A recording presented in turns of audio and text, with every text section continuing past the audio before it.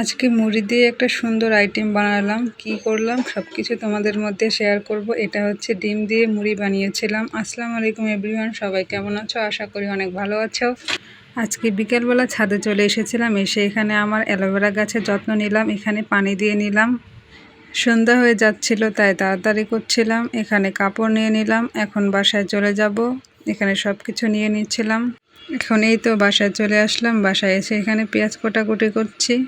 এটা আমি কখনোই বানাইনি, আজকে প্রথম বানাবো, তাই ভাবছি তোমাদের মধ্যেও শেয়ার করি। এখানে কিছু মুড়ি নিয়ে নিলাম, সেটা তোমাদের ইচ্ছা মতো যতটুক খাবা ততটুক নিতে পারো। আমি অল্প পরিমাণ নিলাম। তারপর সাথে এখানে একটা ডিম নিয়ে নেব। এখানে 2টা ডিম দিলে অনেক ভালো হতো, আমাদের বাসায় যেহেতু ডিম নেই তাই একটা দিয়ে বানাচ্ছি। তারপর এখানে নাড়াচাড়া করলাম। এখানে আরেকটা ডিম দিলে অনেক ভালো হতো, তোমরা 2টা ডিম দিয়ে বানাবা। এটা ভালোভাবে মিক্সচার করছি যতক্ষণ না মুড়ি আর ডিম একসাথে মিশে যায়। তারপর এদিকে আমি তেল দিয়ে নিলাম, সয়াবিন তেল দিয়ে বানাবো এটা। তো সয়াবিন তেল এখানে দিয়ে নিলাম। তেলটা যখন গরম হয়ে আসলো তখন এই মুড়িগুলো দিয়ে নিলাম। ভালোভাবে সবগুলো মুড়ি এখানে দিয়ে নিলাম। এখন এটা ভালোভাবে মিক্সচার করব, আস্তে আস্তে জাল দিয়ে ভাজাভাজি করব। এটা একটু আস্তে আস্তে নাড়াচাড়া করতে হবে, যেহেতু এটা পুড়ে যাবে তাই জালটা কমিয়ে দিয়ে আস্তে আস্তে নাড়াচাড়া করলাম। এই তো আমার ভাজা শেষ। তারপর এদিকে পেঁয়াজ নিয়ে নিলাম, পেঁয়াজ দিলাম, তারপরে মরিচ দিলাম। তোমরা তোমাদের ইচ্ছা মতো যতটুকু ঝাল পছন্দ করো, আমি ঝালটা একটু পছন্দ করি তাই ঝাল দিলাম একটু বেশি। আর এখানে 10 টাকা দামের চানাচুর নিয়েছিলাম, তোমরা ইচ্ছা মতো তোমাদের ইচ্ছা মতো দিতে পারো। এখানে চানাচুরটা দিলেও হবে, না দিলেও হবে। এখানে টমেটো আর ধনিয়া পাতাটা দিলে অনেক ভালো হয়, যেহেতু বাসায় ছিল না, যা পেয়েছি সেটা দিয়ে আজকে বানিয়ে ফেলবো।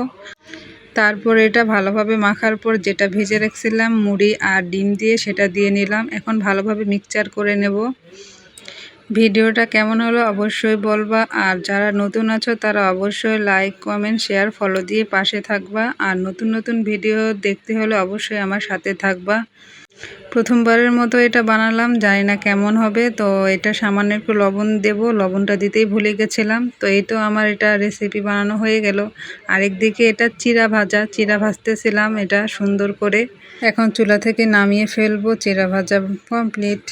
এখানে পেঁয়াজ দিলাম, মরিচ দিলাম, দিয়ে এখন ভালোভাবে নাড়াচাড়া করব। সাথে তেল দিলাম এখানে সামান্য পরিমাণ। চিড়া কার কার পছন্দ অবশ্যই কমেন্টে জানাবে, আর আমার মতো এভাবে কে মেখে খাও অবশ্যই জানাবে। আমার তো চিড়া অনেক ভালো লাগে, আজকে অনেক দিন পর চিড়াটা খেলাম। সন্ধ্যা হয়ে আসতেছে তাই ভাবলাম তাড়াতাড়ি এটা করে ফেলি। তো এখন নামাজ পড়তে যাব, সব কিছু মাখামাখি শেষ, নামাজ পড়ে উঠে খাবো। আমার বোনের রেজাল্ট উপলক্ষে মিষ্টি নিয়ে এসেছে বাসায়। আলহামদুলিল্লাহ আমার বোন পাশ করেছে, সবাই আমার বোনের জন্য দোয়া করবে। আলহামদুলিল্লাহ আলহামদুলিল্লাহ অনেক ভালো লাগছে। আর এই মিষ্টিগুলো তো আমার অনেক ভালো লাগে, কালো মিষ্টি আমার খুব প্রিয়। সবাই এসেছিল তাই সবাইকে মিষ্টি দেব। তোমাদের কোন কোন মিষ্টি পছন্দ অবশ্যই জানাবে। কালো সাদা 2 রকম ধরনের মিষ্টি ছিল। তো আজকের ভিডিওটা এই পর্যন্ত। সবাই ভালো থাকবে, সুস্থ থাকবে, দেখা হবে নেক্সট কোনো ভিডিওতে। আল্লাহ হাফেজ।